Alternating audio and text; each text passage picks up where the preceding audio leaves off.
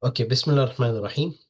Alhamdulillahi wa kafa wa salatu wassalam ala habib Mustafa wa ala alihi wa ashabihi wa ala man ittaba'al huda amma ba'd. Rabbi shrah li sadri wa yassir li amri wahlul 'uqdatam min lisani yafqahu qawli.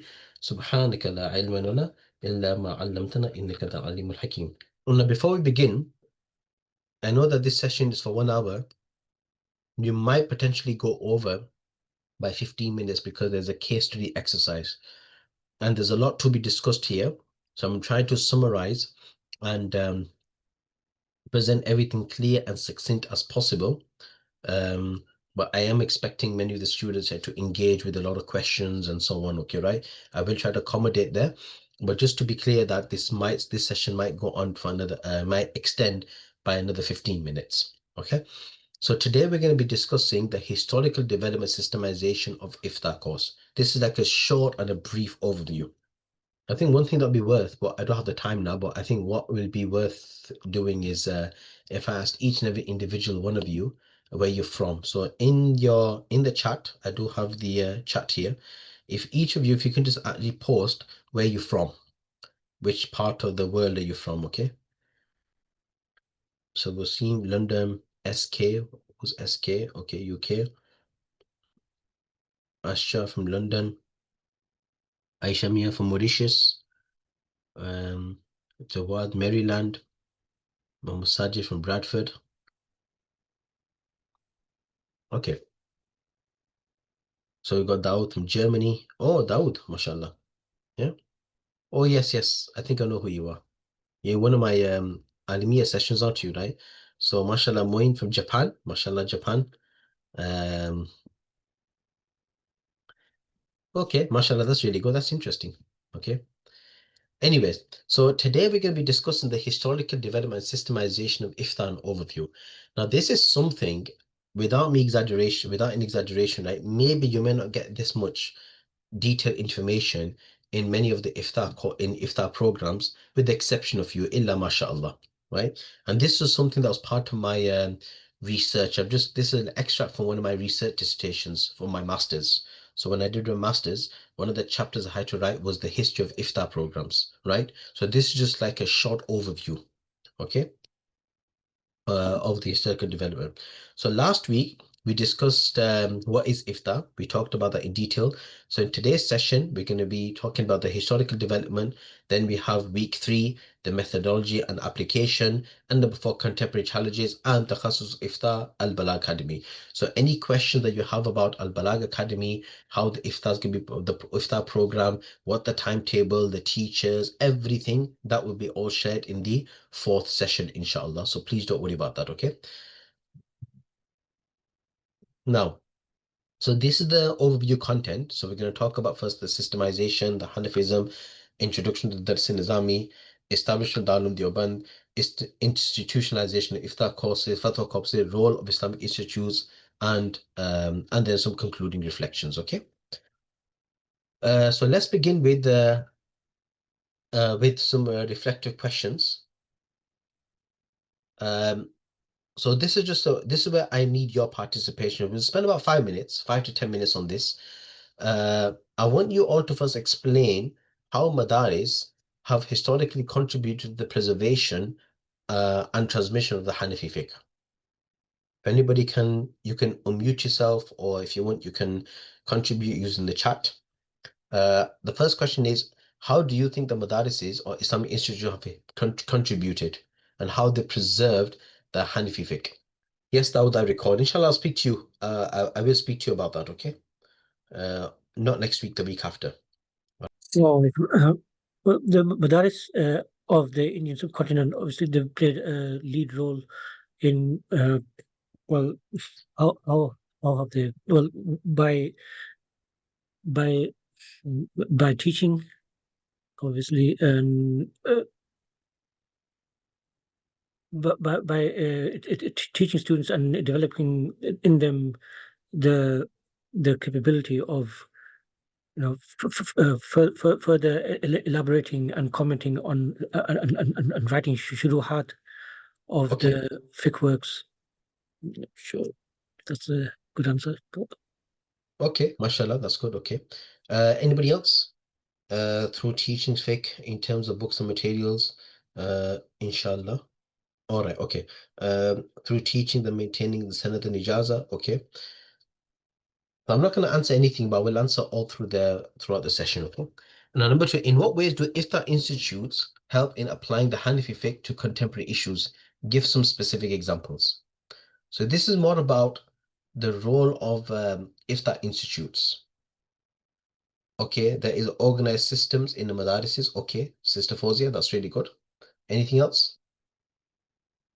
So what ways do Ifta institutes help in applying Hanafi fiqh? They start with the basics. Okay, do you want to explain? What do you mean by that? Using usul and qawaid. Okay, very good. You're very close. They start with grammar. Okay. Now we're going off topic now. Contemporary issues. Think of it like this, that what's the central role of Ifta institutes, right, when they apply Hanafi fiqh to modernity? Maqasid Shar'iyya. That's interesting. Not really. That's the so Sister Fawzia, you talk about Alimiyya, we talk about Ifta institutes here. Yeah, not every madrasa has an Ifta institute. Okay, research team. Obviously, they have to, it's institutionalized. Okay, that's obviously one thing. They apply Hanafi fiqh contemporary issues by one of the most obvious way is they receive questions.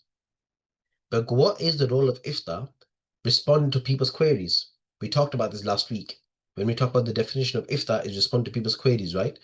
So you're able to apply to Hanafi fiqh by responding to people's mundane and day-to-day cases, questions.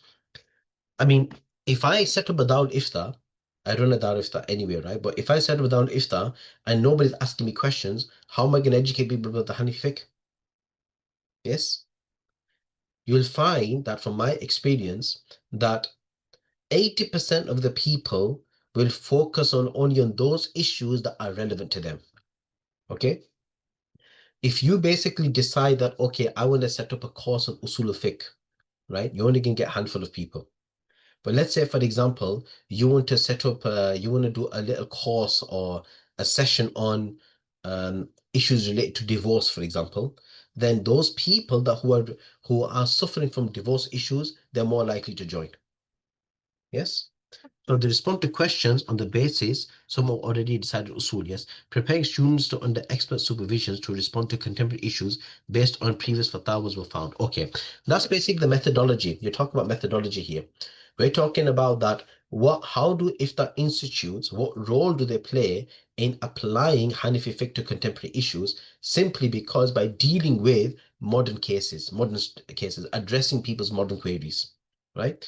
And identify key challenges Ifta institutions encounter in the modern era and how can they be addressed. So what are the key challenges that modern Ifta institutions face? Like I work as a full-time in the Dawud Ifta. I can tell you plenty, but I want you all to answer. If anybody wants to speak, they can speak as well if they want. Just raise your hand. Yeah, Ustaji, I was thinking could it be related to the huge number of queries and then not having enough muftis or trained specialism in that field to answer those in a timely manner. Okay, that's good. So you're looking at in terms of the organization aspect, in terms of responding to people's mundane queries, right? Okay. There might be a gap in the not like the knowledge base in the sense of new, like absolutely unaware sort of like missiles that need a lot of detailed researching and specialization. Okay. Okay. Good. Specialization, gaps in the knowledge of modern issues or contemporary knowledge or new knowledge. What else is there? The rapidly evolving fields and keeping up with them with it. Variety of customs and variety of fiqh councils having to keep a unified message. Applying the usul to new circumstances. Okay. That's a good point.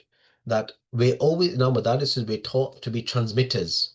But when it comes to dealing with new cases, because many of the students, right, that they're not taught, they're taught the general usul, but because they're not taught how to apply those usul in the modern day cases, right, on a research level, so which is why that there's a huge gap in application of the fiqh to modern time without looking at usul. Yeah. Yes, sir. Because when you only become a transmitter, you're only transmitting. So it's more like you become a mufti is more like a memorizer of the masail than actually knowing how to systematically apply legal cases. Yeah. Anybody else got anything before we move on? Before we move on? Right. Okay. So let's proceed. Imtiaz, Muhammad Imtiaz, quick. You have the final say before we proceed. Imtiaz, you can speak. Your mic is still switched off just in case. Sorry. Assalamu alaikum. Wa alaikum salam wa rahmatullah. Ustad, would you say that the Madaris, the Islamic sector on Ifta, is like the judiciary, where the cases come to the judge and he sees and he finds illat, he finds reasons, he finds causes, and then he comes to a conclusion? That's a good point, but first understand there's two points here. First is the question that are muftis judges? We talked about this last week. No. No, they're not judges. So muftis, what they do, they are advisories. They're advisories. They only advise you on the basis of the legal ruling. They don't enforce. They don't have the power to enforce. They're called the 𝗲𝗄𝗪 nafaz, right? And secondly, do muftis actually go straight directly to the Quran and the Sunnah to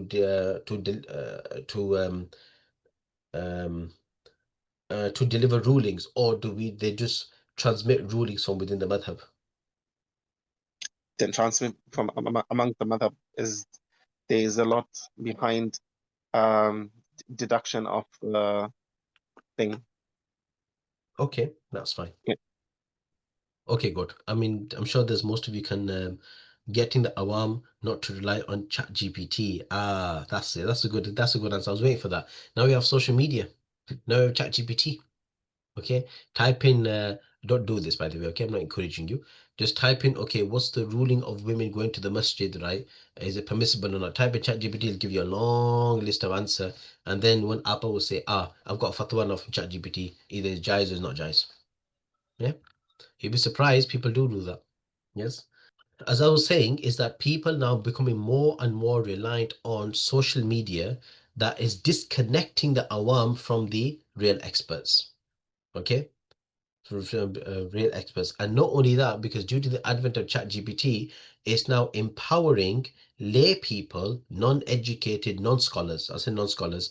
It's empowering non-scholars to rely on AI information to make Islamic decisions of themselves or on behalf of others, and even challenging other people. Like I remember last year I was teaching a course on Balagh Academy. So whilst I was teaching, there was one student, he was typing in ChatGPT, posting it into the message. Basically in class he was trying to challenge me, right? So I just made a cheeky comment. I said to him, okay, do me a favor. With all those references that you have pulled out, we need to go back and show me the references yourself. That's when I know where you're true scholar. So I said to him, you just take a ChatGPT, that doesn't mean anything, right? And by the way, there's a Salafi said, but you're doing taqleed of ChatGPT yourself. So it's kind of ironic. Anyways, so that's the thing that we're doing. Okay, so what we're going to be doing, so overview. So today's session, we're going to be discussing some elements of the time of the Sahabas, Imam Abu Hanifa's legal reasoning, institution Iftā and 𝗪𝗲 Deoband, systemization, development of fruit literatures, hierarchy, and the role in Nawaz al-Waqiyat. So we're going to have so learning outcome will be understanding the role of Iftā in modern day context, preservation of the Hanafi fiqh through Iftā institute, systemization of Iftā institute, online and on-site, and addressing future challenges. So this is what's going to be the outcome. Anyways, so if you look at the institutions first, there's two separate things that we'll be discussing, because there's so much to discover, there's so much to cover in regards to the Iftā and the fatwa and the legal rulings. Okay, right? So let's start off with So there's two main historical domains I want to discuss. One is the Ottomans and one is the Deoband. Okay, right? Now, regarding the Ottomans, right, the development of the Qanun legal system in 1517. Okay, right? You must have heard a man by the a sultan by the name of Sultan Suleiman al-Awwal, right? Sultan Suleiman al-Awwal, which means what's his name is Sultan Suleiman al-Qanuni. He's also known as Qanuni, right? This was the time that where the Ottoman Khilafat was officially came into existence in the 1517. It was established. Although the Ottoman Khilafat, its movement started in around 1258. That's basically marked the end of the Abbasids. So when the Abbasids were destroyed by Hulagu Khan, this then gave, it was at this juncture that the Ottoman movement started. Osman Ghazi. So you have Osman Ghazi, Ertugrul, and his son and others, okay, right? Yeah, that's when the movement started, okay, right? And then you had different sultans that followed Sultan Salim and so on and so forth, okay, right?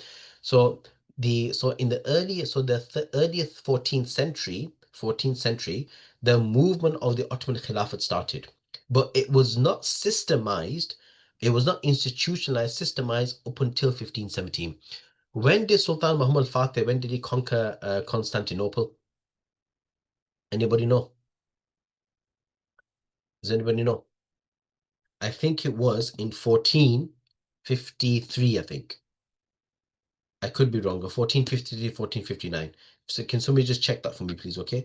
So when the Sultan Muhammad Fatih, when he conquered Constantinople,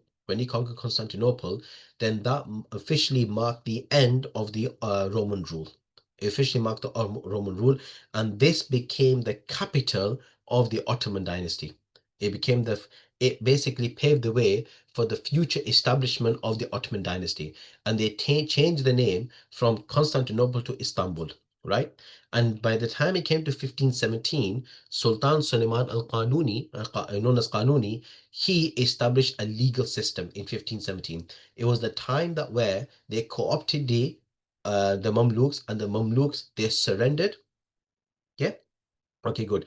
They surrendered their leadership onto the Ottoman Khilaf, to the Ottomans, and the Ottomans now were officially declared as the Islamic Caliphate. And by that time, the Mamluks, they subsumed within the Ottomans. Okay, this happened in 1517.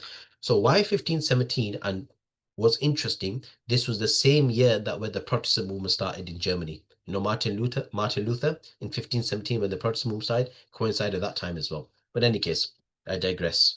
So this is where the legal system was now established, right? And what part of the legal system was that the Ottoman Khalif, Sultan Suleiman al-Awwal, he now he regulated not only the Islamic institutes, but the muftis themselves were then determined, appointed by the governments. So the muftis and the judges, they were appointed by the government themselves. It's not like how it is nowadays that, you know, a person graduates in a madrasa after doing the Mufti course and after gaining some experience. Now you open your own madrasa and you establish your Darul Ifta in a madrasa, because we don't have government regulated bodies. In that time, you had government regulated bodies. So Muftis were appointed by the head of state, and they had to ensure that any fatwas that was issued at that time, that it was regulated by the government. And sultans, they even had personal ulamas as their advisors. So these have shuyukh. And the senior muftis in the Ottomans, they were given the title Shaykh al-Islam. I'm not sure you're aware of this, all right? They were given the title Shaykh al-Islam. That's why you had like Shaykh al-Islam Allama Zahid al-Kawthari, you have Shaykh al-Islam Ibn Kamal Pasha, and so on and so forth, okay, right? Allama Zahid al-Kawthari, I think he was one of the last muftis of the Ottomans, right? Before the Ottomans Khilafah that ended, okay, right? Anyways, so there were muftis appointed by the head of state and legal students trained by senior muftis. So you had these legal students within the Ottoman Khilafah, they were trained by these senior muftis. And muftis often became advisors for the Amir and the Khalifs at that time. So remember that even during the Ottoman era, the ulamas, they were held in such high esteem that you had the Khalif, and after the Khalif, you had the military commander. There was no one in between, except for the ulamas, that the muftis, that who were the wazir, the personal advisor for the muftis, right? And there's an interesting story, inshallah, in the Iftā, when we do Usul Iftā, we'll talk about Ibn Kamal Pasha. Ibn Kamal Pasha, who was one of the great Hanafi jurists in the Ottoman Khilafah, he's a Mufti as well, that one of his incentives, he was like a khadim, one of his incentives of becoming a Mufti is when he saw the enormous respect that the ulamas were given during the Ottomans, the izzah that was given to them, right? So that's why. So in any case, so this was, and there were many works that were written. There was work called Al-Mujallad Al-Ahkam Al-Adaliyya. So Mujallad Ahkam Al-Adaliyya. Yeah, Mujallad Ahkam Al-Adaliyya. This basically, it was an encyclopedia of code of laws that was established and that was developed, codified and systemized by the Ottoman Khilafah. So there were a set of legal codes that were systemized and organized under the Ottoman Khilafat. So they call this Mujallad al-Ahkam al-Adaliyya. So it's all basically research, right? How the Ottoman Khilafat, they preserved the Hanafi madhab. There, okay? And they developed it, especially when it came to contract laws. If anybody's interested in contract laws or finances, Mujallad al-Ahkam al-Adaliyya has all of that. Anyone, for example, who's got interest in the laws of marriage, the laws of divorce, the laws of fast and dissolution of marriage and so on, everything is there. So it focuses a lot on ahkams. Anyway, so that was that. So what you had in the muftis in the Ottomans, right? The way they were institutionalized was because they were supported by the government. Up until 1922 or 1923, when the Ottoman Khilafat was now completely demolished and it ended, then the muftis no longer had any legal authority. They didn't have any political authority. Many of them were kind of like exiled. Okay, now we talk about Deoband. So this is where we're going to be discussing much of the discussion now, which was established in 1867. So the Deoband, as you know, emerged in the aftermath of the end of the Mughal dynasty. So the Mughal dynasty emerged in 1526 and it ended in which year? Can anyone tell me which year it ended? It started in 1526 and it was ended in the year 1857, the famous mutiny. And the Mughal dynasty, by the way, its inception began after the end of the Mongolian dynasty. So when the Mongolian dynasty, the last and the surviving capital was in Samarkand. So once that came to an end, then many of the survivors, they came and they fled India, and they established the Mughal dynasty in 1526, and the capital was Delhi. The capital was eventually was Delhi. So you had someone called Sultan al-Babur. Okay. So when he arrived in India, when he conquered some parts of India and he established the Mughal dynasty, he built a masjid. He built a famous masjid called the Babri Masjid. You must have heard of the Babri Masjid, which now unfortunately was demolished in the 1990s. Okay, right? That was established by Sultan Babur, right? Who planted the foundation of the Mughal dynasty. Okay, well, one of those who established the Mughal dynasty, anyways, right? So the Mughal dynasty came into existence in 1526 and it ruled up until 1857, the infamous mutiny. After the infamous mutiny, the Mughal dynasty came to an end, and it was 10 years later, 1867, when Dār-ul-Uloom Deoband was established in UP, India. So it appointed head muftis to deal with public inquiries, compilation of fatwas, establishment of the first Dār-ul-Ifta and Iftā programs. So what made this one different to the Ottomans? Because at that time, the Ottomans, they were government appointees, they had political authority, and there were many kitabs and books that were written to recall, either to transmit or to recall legal rulings, right? And if anybody wanted a fatwa, then they could not go to any particular alim or a scholar. The awam and the people had to go to muftis who were appointed by the government. Okay. Now, but when it came to Dār-ul-Uloom Deoband, the Islamic political system ended, right? The political system ended in Hindustan and India. Now, Muslims are needed to resort to ulamas. So how are they going to resort to ulamas and scholars for the guidance? And obviously, by 1864, to be precise, 1863, 1864, after the infamous mutiny when the Mughal dynasty ended, in 1864, they took over the entire political system. They took over the entire political system and they replaced the Muslim judges with their own British judges. And they kind of enforced their own British legal system, and that's another story in of itself. I don't have time to go into the details of the history, but just to understand, by 1864, that's it. The Muslims have completely lost their Sharia political authority. So now in 1867, after when they failed in the infamous mutiny battle, they decided, Mullah Qasim al-Nutwi rahimahullah decided to establish Darul-Uloom Deoband. And when they established Darul-Uloom Deoband, they used to receive public inquiries there, and then their muftis were appointed. And then it was that precipitated the need for compilation of fatwas. This is where fatwas were compiled in a unique way, that you had the questions and the answers. This did not exist even during the Ottomans. Right? It was the first time that this new system that was emerged, that where we will recall all people's public inquiries and their responses and their answers, and we publish it in a book, right? So establishment of the first Darul-Ifta and Iftā program. So that's what we're going to be discussing, inshallah, okay, in detail. Now, the systemization of fatwa within legal school framework. So you have something called, you have the hierarchy sources. You have the hierarchy sources, which is the Quran, Sunnah, Ijma, and Qiyas. Okay, right? These are the Sharia sources. Much of this is discussed in the Usul al-Fiqh, right? Then you have employing the Usul, the Qawaid, and the Furu text. Then you have three domains. When you're studying legal, when you're studying Iftā, when you're studying legal rulings, there are three domains. There's the Usul, the legal theory, and how understanding how laws are extrapolated from Quran, Sunnah, Ijma, and Qiyas, the Dalil. Then you have Qawaid. Qawaid are legal maxims that have been extrapolated from the legal rulings themselves. And then you have Furu text, which is those Furu, or those detailed corpus of law that have been extrapolated as a result of the Usuls and the Ijtihad. Okay, so these are the three main domains that you're taught: Usul, Qawaid, and Furu texts. And then you have Nawazil. Nawazil basically means what we call waqi'at, or new cases. So Nawazil is from the word nazala, which means descent. So Nawazil refers to new cases that have emerged.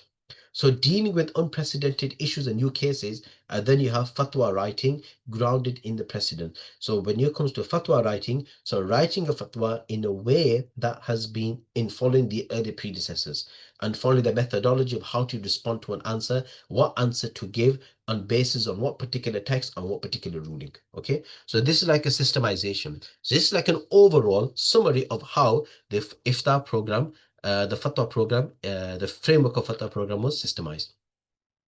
Now, I'm not going to too much in the details in this. This is something, inshallah, again, you will definitely cover in your Iftā course, but just to understand that you have a hierarchical structure of the classical literatures. So because we have so much diverse opinions and diverse views within the Hanafi madhab, we have so much diverse views within the Hanafi madhab itself.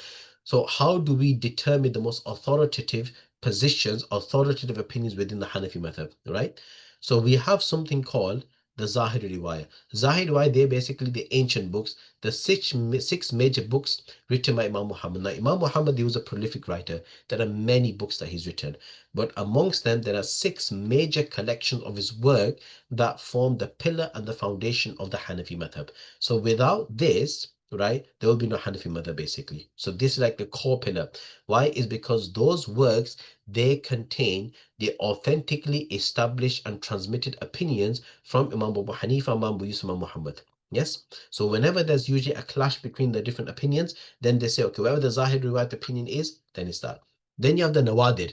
Nawadir, basically classical, were books also authored by Imam Muhammad rahimahullah, but they have a lesser category, right? They contain a lot of his own stuff. Then you have Nawazil, post-classical. Nawazil basically were those categories of works that were written after the classical works to deal with new cases, right?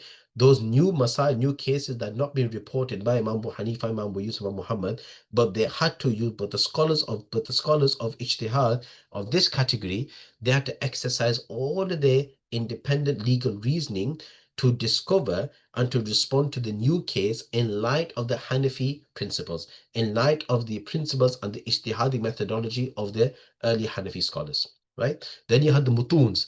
Later on, you had the mutun, the text containing authoritative opinions. So you have Quduri, you have like Kanz al-Daqa'iq, you have al-Wiqaya, you have al-Mukhtar, or you have like kitabs like, for example, Sharh al-Tahawi, Mukhtasar al-Tahawi, for instance.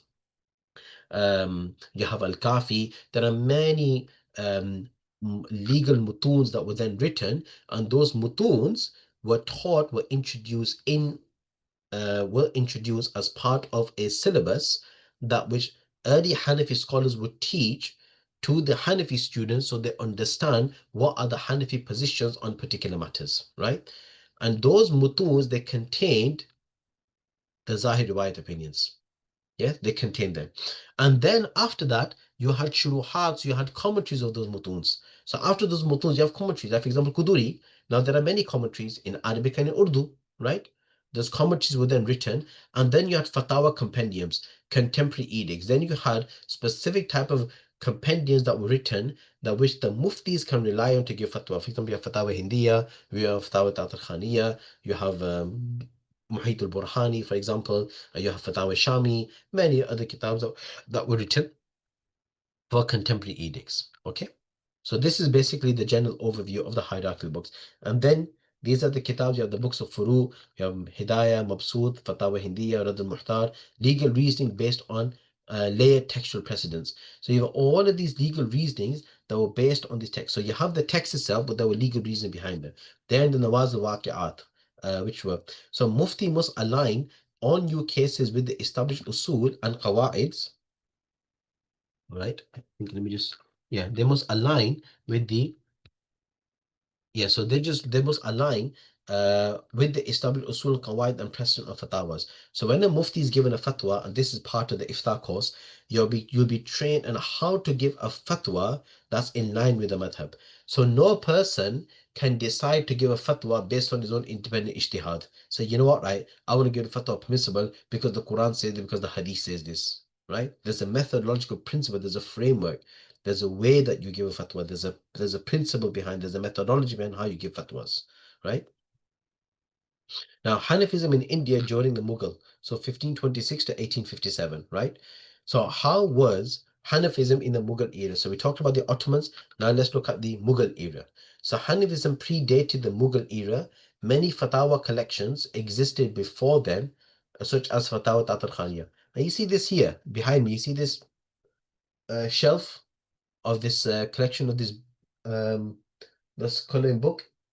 That's basically 23 volumes of Fatwa Tatarkhaniya. Okay, so this was written during the time of Tatar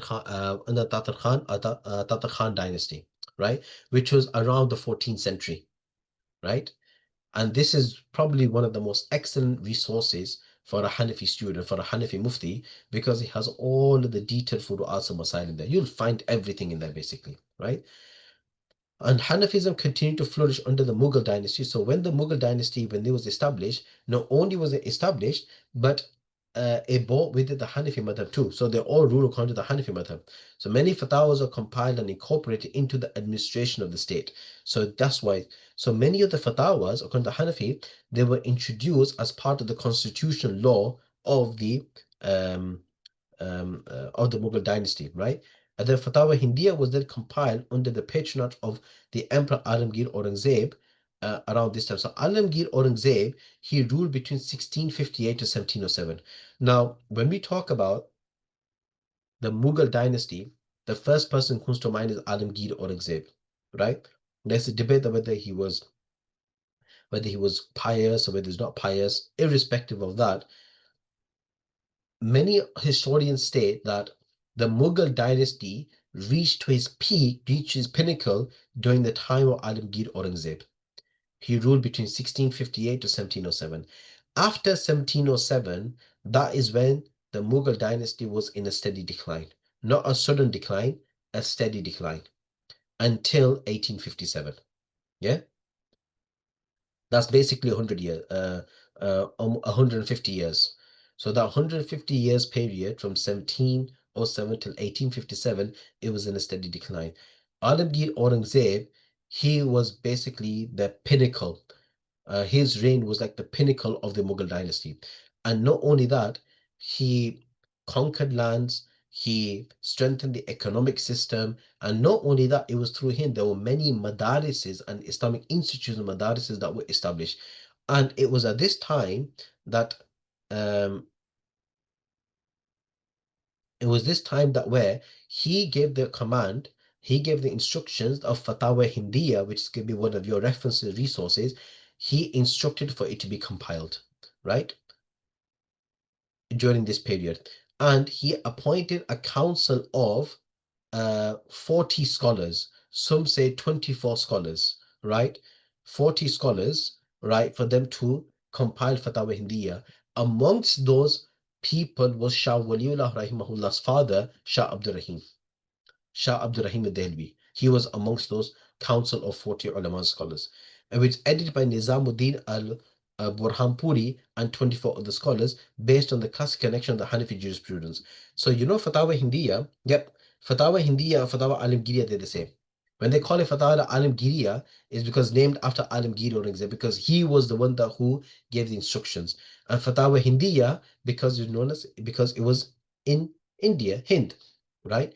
And what's interesting about Fatāwā Hindiya, it included a lot of contemporary case and masail too.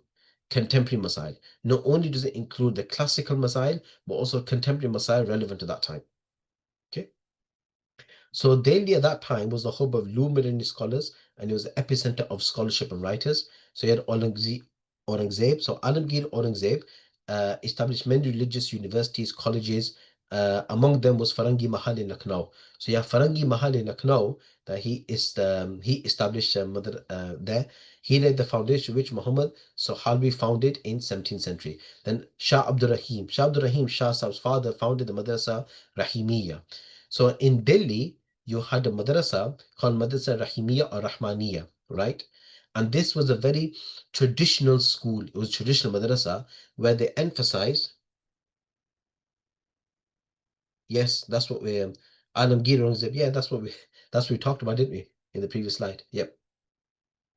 So Shah Abdul Rahim, he established a madrasa called Madrasa Rahimiyya or Rahmaniyya. There's two, but one is what I'm aware is Rahimiyya, which suddenly became the prominent seminary of traditional learning of the Waliullah family, emphasizing on the revealed sciences.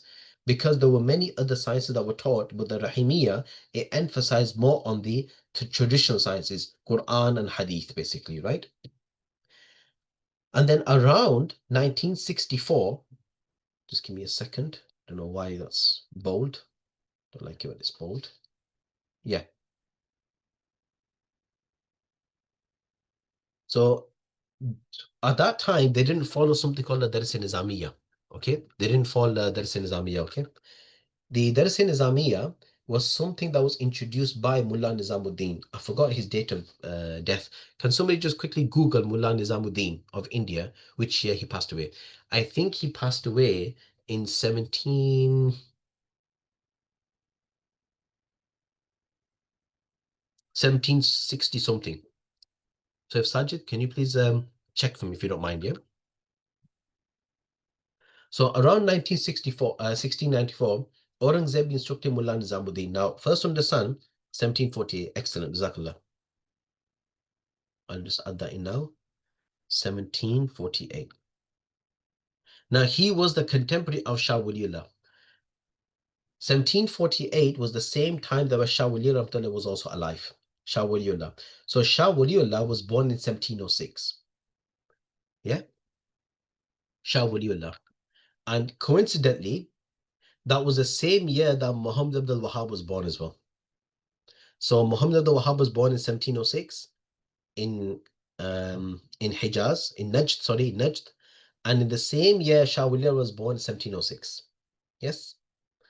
So Mullah Nizamuddin was in India. So Mullah Nizamuddin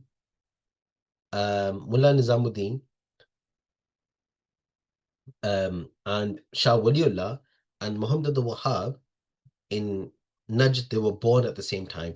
No, they had, although they didn't have any connection. Just understand that, okay? I'm saying this because it all happened at the same time, but they didn't have any connection whatsoever. Many people try to draw connections, correlations, right? Where that's how they say that the Deobandis were Islam and Muhammad al-Wahhab's movement, things like that, which completely doesn't make any sense at all. Okay, but that's another discussion itself. So now, Mullah Nizamuddin, who died in the year 1748, he was instructed by Alamgir Aurangzeb. So remember, Alamgir Aurangzeb, his rule was 1658 to 1707. He passed away in 1707, right?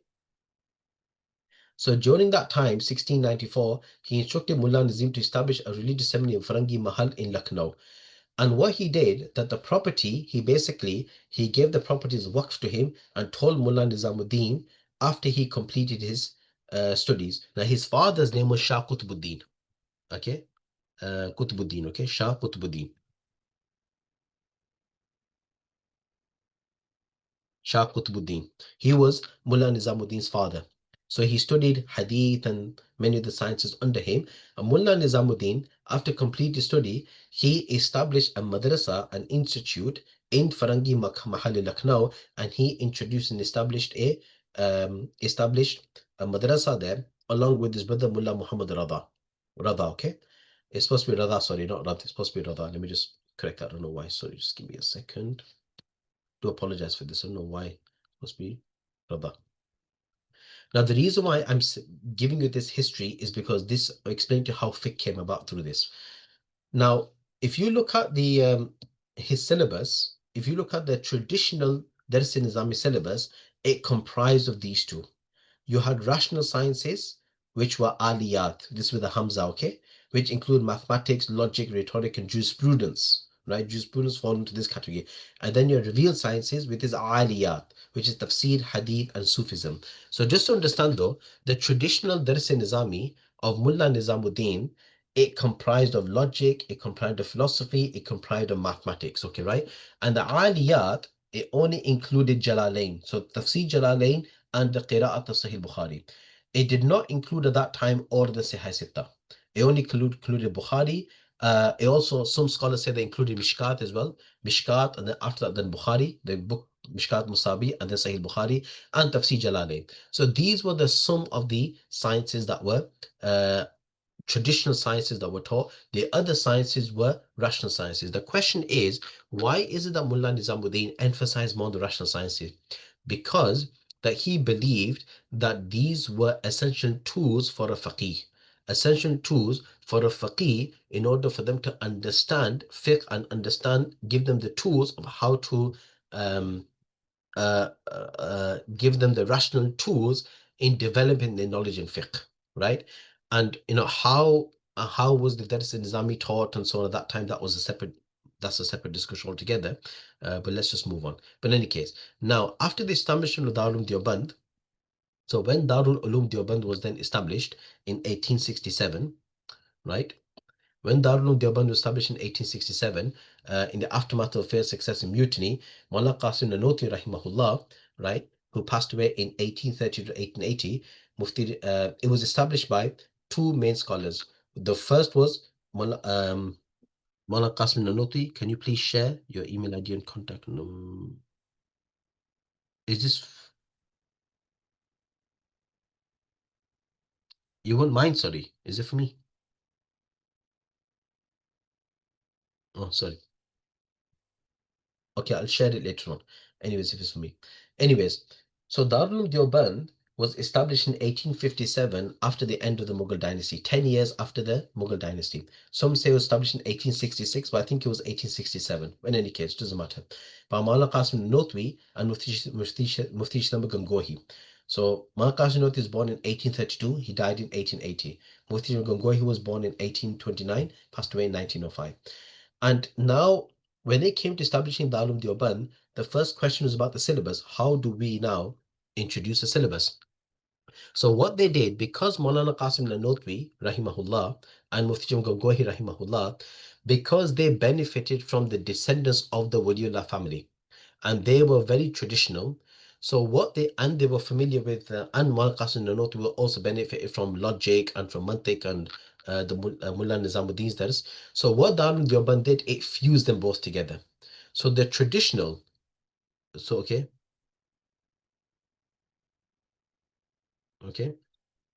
So Darul-Uloom Deoband, the traditional syllabus, it combined both. It included logic and mantiq and included mathematics and algebra. At the same time, it included the Madrasa Rahmaniya's syllabus, which was traditional. And just to mention, Shah Waliullah rahmatullahi alayhi, during his early years, when he went to the Haramain Sharifain and he studied under the Maliki students and the Maliki teachers and the Shafi teachers, when he returned to Hindustan, when he returned to India, he was the one who bought Sahih Sitta. So he was the one that introduced that in the final year in the Dawr Hadith, we study Bukhari, Muslim, Tirmizi, Nasai, Abu Dawud, and Ibn Majah. Yes, Bukhari, Muslim, Tirmizi, Abu Dawud, Nasai, and Ibn Majah. So he was the one who bought this Sitta. And then Darul-Uloom Deoband, when it was established, it introduced something called a gradual system, an Alimiya program with clear divisions of darajats, which included the text and it included the Sitta in the final year, right? Were both Sheikh students of Sheikh Thanvi Rahmatullah. We're going to talk about that, but don't worry, we're coming to that, okay?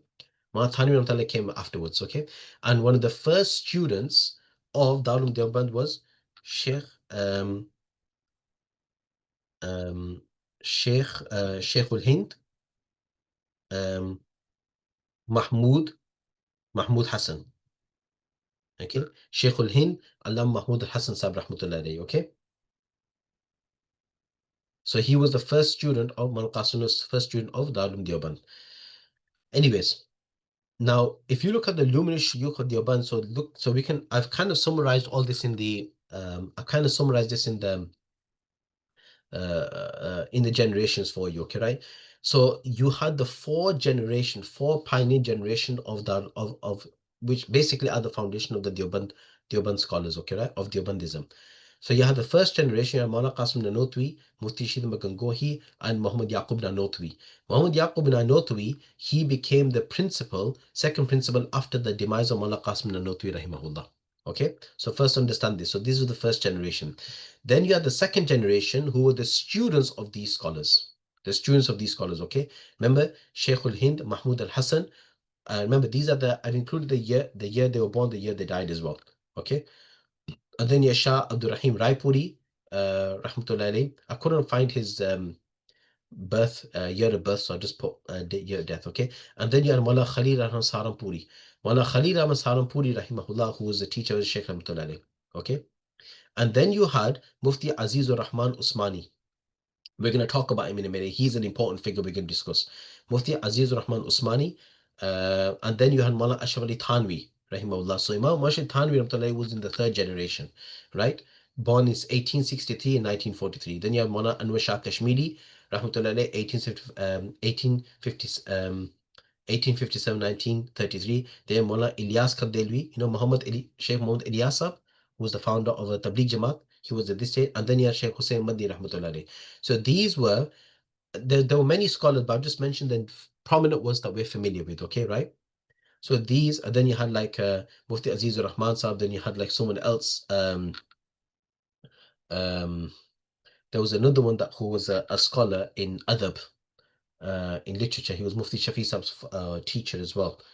And he was a master in Arabic. I forgot his name now, but anyways. But these are some of the most prominent teachers, okay? And then you had the fourth generation. You had Mullah Sheikh Muhammad Zakaria Sahib Kandelwi, rahmatullahi, who passed away in 1982. Then you Mullah Yusuf Kandelwi, rahmatullahi. Then you Alam Yusuf Binori, rahmatullahi. And you had Mufti Muhammad Shafi Sahib, rahmatullahi. So you can say that these were the luminary pioneering scholars of the Deoband. So is that clear to everybody? Yeah? Now, how did the institutionalization of Iftā course start then? So that's the question now. So how did it all begin? So this is where it gets really interesting now. So there's a lot of details. I've done a lot of research here, but just yes, Maulana Izaz Ali, yes, Maulana Izaz Ali, that's correct. Maulana Izaz Ali Sahib, right? That's correct. Anyways, now in order to understand the institutionalization of Iftā course, you had to study the Darse-Nizami, because up until this time, now among the foremost issues who issued fatwas was Mufti Shima Gangohi rahmatullahi, who gave verbal answers to the people's questions about matters of law and religion. So what basically happened was that when Darul-Uloom Deoband was established, because Darul-Uloom Deoband was established, people used to come to them and they used to ask for Islamic queries, right? Initially it was Mullah Yaqub Nanotwi, the first generation, Maulana Qasim Nanotwi, Maulana Yaqub Nanotwi, Mufti Gangohi rahmatullahi, right? So they were the first generation. So Maulana Yaqub Nanotwi, initially that he would respond to queries. He would respond to people's queries, right? Then because he had more roles and responsibilities in terms of running the madrasa, he then delegated the responsibility to Sheikh Mufti Rashid Ahmad Gangohi. So Mufti Rashid Ahmad Gangohi, he became the first head Mufti of Deoband. So then you had this system that every madrasa, just as you have a principal, you have a teacher, you have a head Mufti, you have to have a department for Ifta. And it started off by appointing a head Mufti. So anyone who had any Islamic question or wanted to obtain a fatwa, they'll go to the head Mufti. And Mufti Rashid Ahmad Gangohi rahmatullahi, he took on this task and responsibility. However, at that time, there was no system. He received a question, he responded, and that's it. So it was so simple that somebody, for example, will send a letter with a question, they will turn the letter over, and Mufti Sham Gangohi will write the answer and then return the letter back. So when they receive the letter with the question and the answer.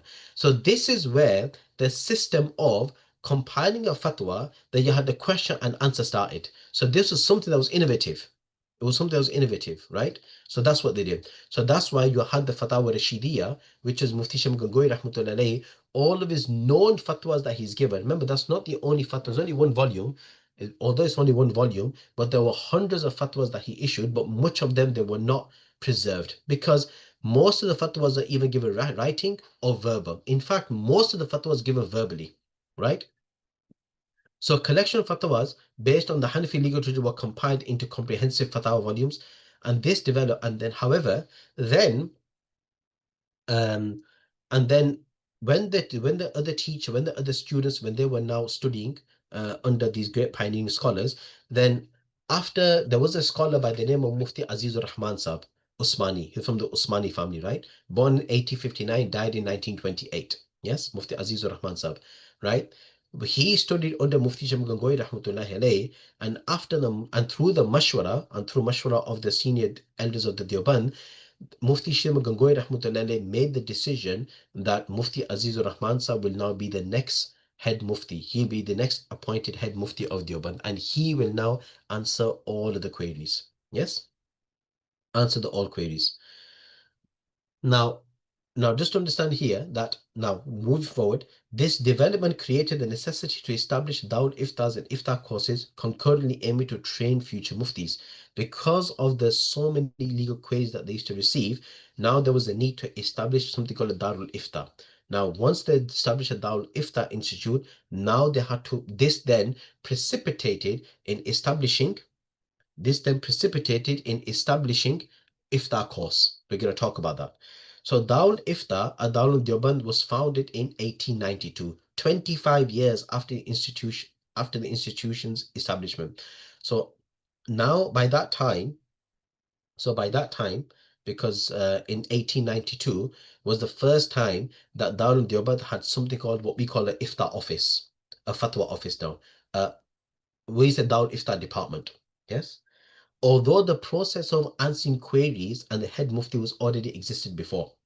So when Darul-Uloom Deoband was established in 1867, right, in 1892 was the time that where after 25 years later, we had an Ifta department, right? And Ďār-ul-Uloom then in Saharanpur was then, which was the second oldest Deoband madrasa, which was found only 6 months after Deoband. So after Deoband was established in Ďār-ul-Uloom Saharanpur, you had Ďār-ul-Uloom was established. And they established their Darul-Ifta in 1919. And then he had Jamia Qasimiyya, known as Madrasa Shahi in Moradabad, founded by Imam Qasim Nanotwi. Imam Allama Qasim Nanotwi, he founded another madrasa in 1879. And they established the Darul-Ifta in 1923. So you notice the first Ifta department was established in 1892, then in 1919, and then in 1923. So you notice that how in the late 19th century, the ulamas, they pioneered in the necessity in establishing an Ifta department. Okay. But the only thing to understand though, now this is a point to note here. So even though in 1892, when the Darul-Ifta was established under Mufti Azizur Rahman Sahib, now unfortunately at that time, when a separate department was set up, for this particular purpose, now the time that where there's attention now is given to record and to register fatawas, right? That's when they said, okay, now we need to record, we need to register all the fatawas that go in and out. Okay, so you had like a registry system. Unfortunately, many of the fatawas that were recorded between 1892 to 1911. So let me mention this in the chat, okay, right? So just note these dates. That between 1892, right?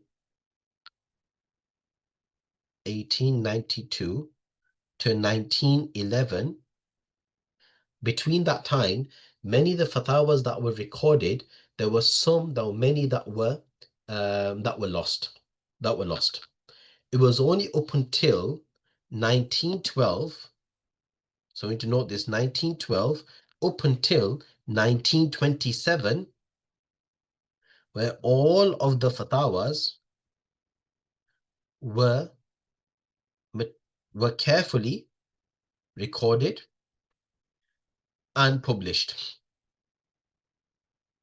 Between 1912 to 1927, that's how many years? Around about 15 to 16 years.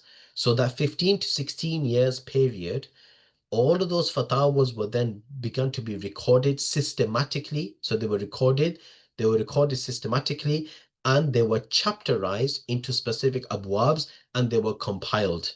And that was compiled in what we know today, Fatwa Darul-Uloom Deoband. You know, the fatwa, that's 12 volumes, Fatwa Darul-Uloom Deoband, is basically all the fatawas of Mufti Azizur Rahman Sahib from 1912 to 1927. Why that? Because he passed away in 1928. Yes? Is that clear to everyone? There's much more details, but I don't have the time to go into the details of that. Okay.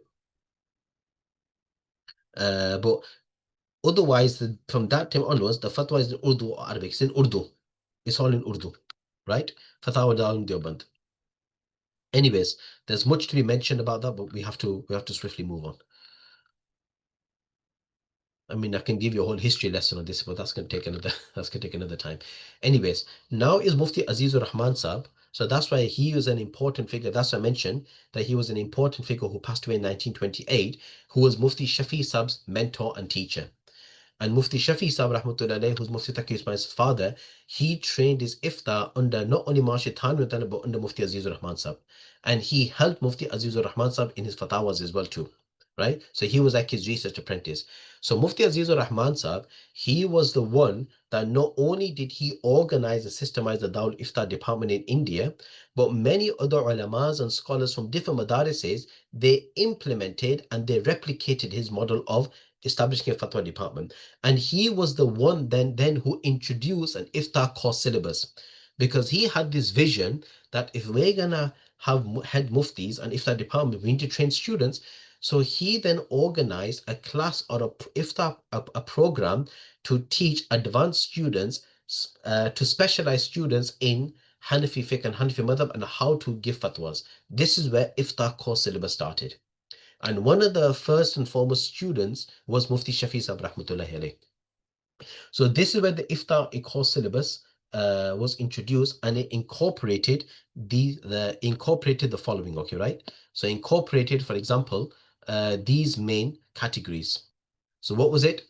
We had the Rasm Mufti, for example, manual guide for Mufti practitioners, from which is Rasm Mufti. Then you have Qawaid al-Fiqh, then you have Usul al-Fiqh, and then Tamreen al-Fatawa, legal case study exercises. So not only would the teacher would give students practice fatwas, but even outside queries, they'll get the students, okay, you deal with these cases. So it was a kind of training system for them.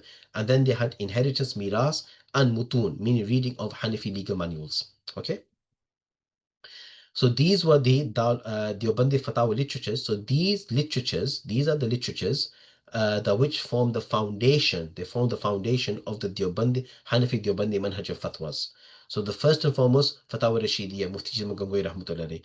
And then Fatawa Darul-Uloom Deoband, 13 volume, depending on which version you have.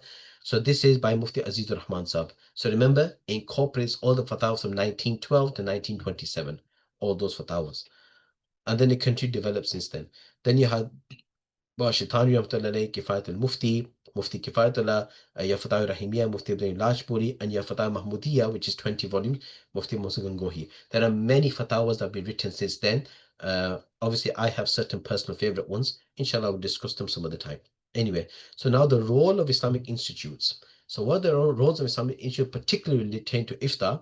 Number one, preservation of the Hanafi legal tradition, responding to all legal queries, public education on halal and haram, educating the people's halal and haram, offer counseling and legal consultation within affairs. And this is something I mentioned in the previous session, that muftis today, they not just play the role of giving legal rulings, but they in one essence, they perform they play the role of as legal consultants and as well as counseling.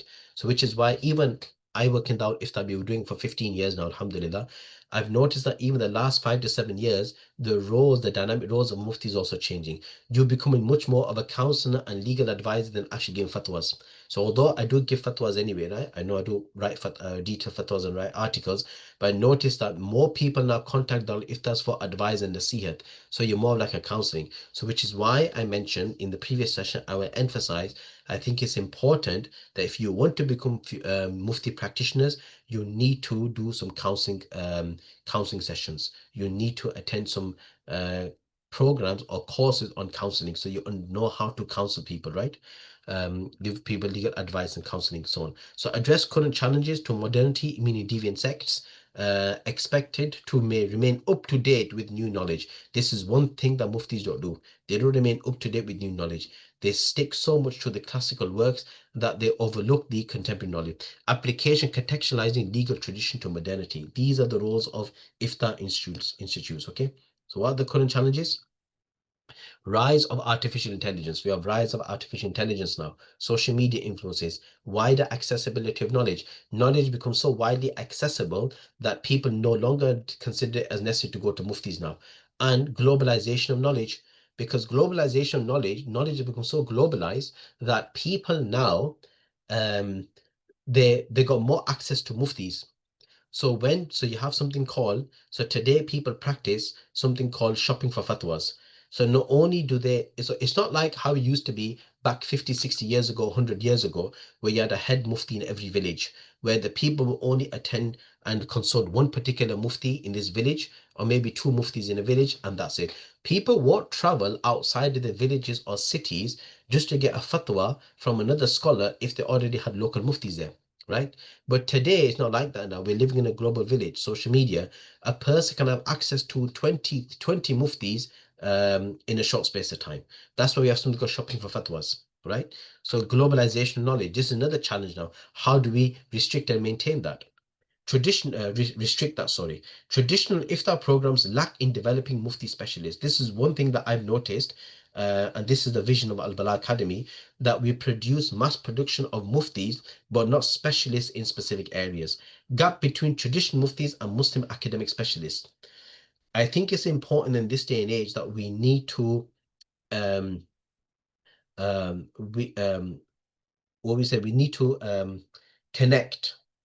We need to connect and communicate with specialists in particular fields who can educate muftis in specific matters so they can give the right fatwa. Not to teach muftis how to give a fatwa, but to educate muftis of the new knowledge in that particular area. Yes? Understand? So it's the mufti, the one who gives the final endorsement, what's the permissible, not permissible. What the others do, they just provide information to the mufti. That's all it is. Yes, that's all what they do. And the need to incorporate advanced research skills. So if you were to ask me, these last 3 are probably the current gaps that you find in Iftā programs. And there's a need for developing that, which is the vision of Balagh Academy, inshallah. Okay. And these are some concluding reflections. I will let you all to read through that. Now, alhamdulillah, I did mention in the beginning that we will slightly go off over time. Now, what I would like you to do is, as part of this case study exercise, I want you to read this fatwa. Now, this fatwa I wrote, I published 2 years ago, right? And this was a case of an autistic husband's divorce. So this was a legal case, so that we can tackle difficult questions from new generation. Yes, okay. I think they're given this new name generation, like this Gen Z, Gen Alpha. I think my daughter was telling me that you're from the millennials.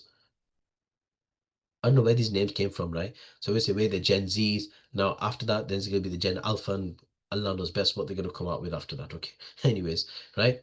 And again, you have to be aware of these, right? Anyways, but so what I would like you to do is I want you to read my article. So this was a case that I dealt with personally. That there was a case that where there was a husband who had an argument with his wife and he gave her 3 talaqs, but he was autistic. So this case was presented to us that what's the ruling of an autistic husband's talaq? And I thought, you know what? So I prepared a simple fatwa, and I thought this is an interesting case study. Why do I do research in this area? And I could not find anything clear in our classical traditional fatwa books about the autistic husband's divorce. I had to do a lot of research in this area, right? So it's an article. So what I would like you to do is I would like you all to read this article, right? And let me just copy and paste it in the chat as well, right? I've copied and pasted it into the chat. I want you to read this article and examine how the author, that's myself, applies the Hanafi legal principle in addressing the contemporary case of an autistic husband's divorce, right? You don't have to understand every point, but just even if you skim read and just get an idea of the kind of methodologies I've applied, Hanafi methodologies I've applied in addressing this case. And this is a new case, right? Unprecedented case, okay, right? Unless if you could find a detailed fatwa. Here, I've done it here. I've shared it on the group. Here it is, okay? I've shared the link here, all right?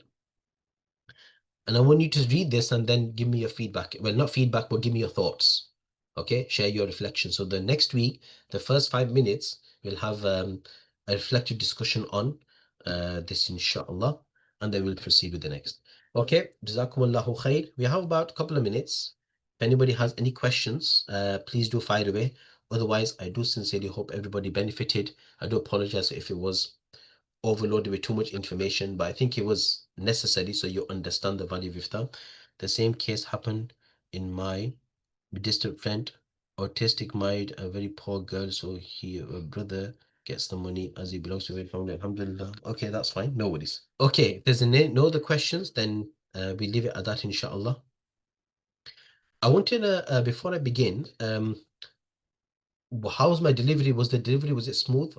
Did it break in between, or was it fine? Was it okay? Anybody have issues in regards to my voice is breaking up? Alhamdulillah was good. No issues. Alhamdulillah, no issues. So everybody's saying there's no issues, fine.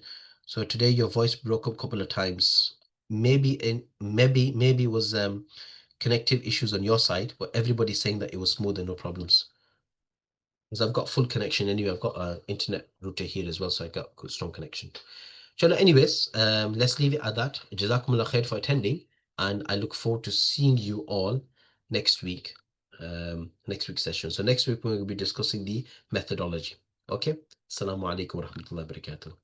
Wa alaikum assalam.